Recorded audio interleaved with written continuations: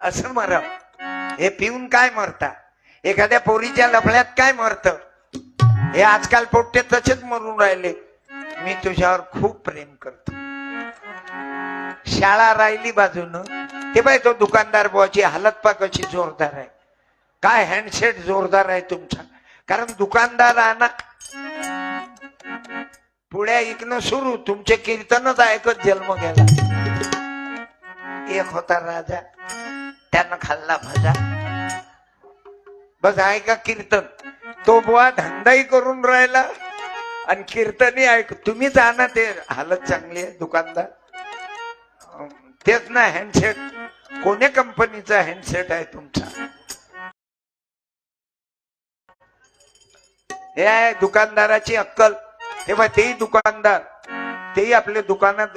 अरे जय गुरु, राम राम हो दुकानदार.